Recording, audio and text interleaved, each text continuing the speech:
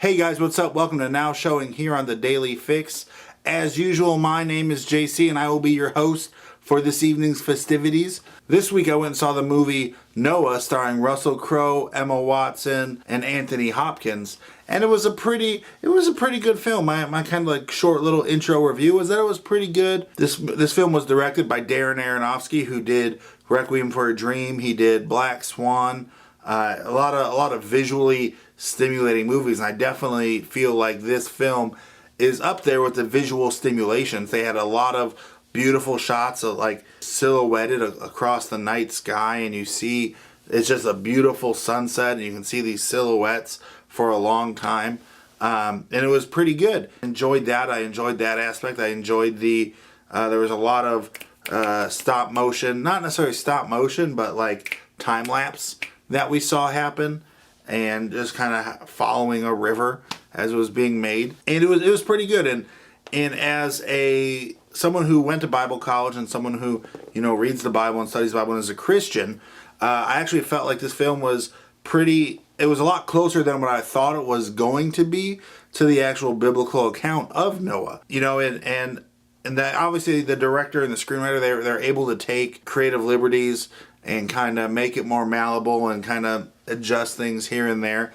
And people will allow that. I will allow them to do that personally, because I do understand you need conflict when you're writing a script. But the movie itself felt a little bit long, and it was only 2 hours and 18 minutes, but it felt like just some of the scenes were just drawn out and like just long gaps of time just being filled with meaningless stuff. There was like parts where I just wasn't into it really, and it was like, come on, let's speed it up here, let's do something. Granted, in the whole story of Noah takes place along a vast amount of time, and I get that, and I get you're kind of trying to make it feel like a long amount of time, but there's other ways to do that. There's other ways to speed it up and kind of go with the flow in this.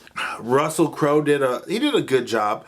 It was. I don't think he called it in or anything, but it wasn't his best performance by far. But I think he did a pretty decent job with it, just with what he had, and portraying like this guy who's just trusting God with everything, and believing that God is speaking to him and giving this huge task.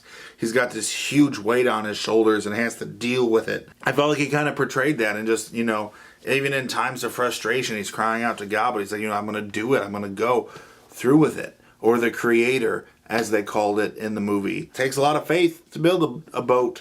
And as much as Darren Aronofsky wanted to fight the biblical account, it came through. And then we had Emma Watson in the film, who just was beautiful no matter what time period she's in. Whether it's the present, whether it's over in Hogwarts or here in the biblical times, just looks beautiful. But she did a good job. It wasn't horrible, but again, it just wasn't like, their acting just blew me away in this.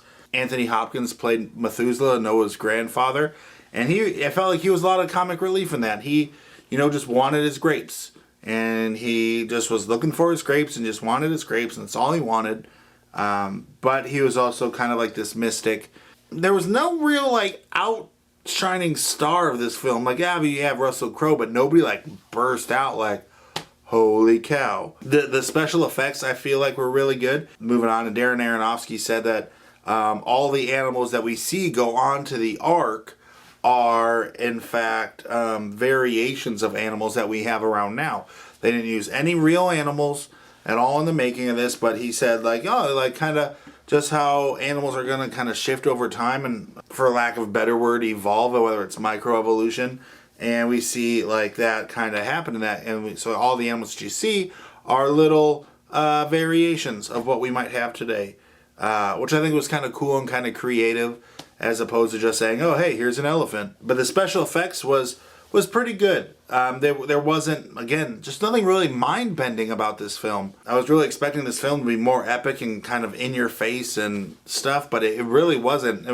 I wouldn't say it was a letdown or a bummer, but it was just, I think because it was so long in between action and actually things happening and plot points changing, it really hurt it. This film was good, but I just feel like it was really stretched out over time, and that it didn't need to be that long.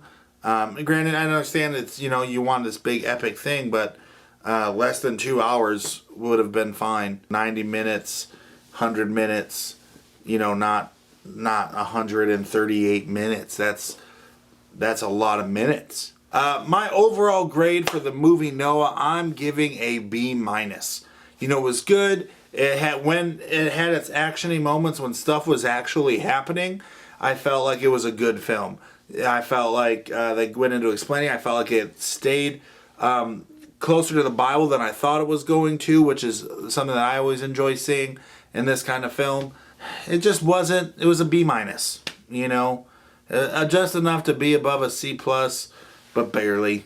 That's probably, Emma Watson was probably the difference that made it B- to C+, which might make me sound like a pig, might make me sound like a fool, but hey, it's my show. That's my review for Noah.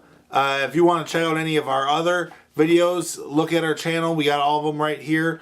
Shout out to my buddy Matt Wazbinski at DJ Waz on Twitter for holding down the show last week for me and watching Muppets Most Wanted. Because I just couldn't do it last week. I apologize, you guys. But I did it this week, and I love you guys. So follow us on Twitter at Daily Fix Show. Look at us up on WordPress, dailyfixshow.wordpress.com.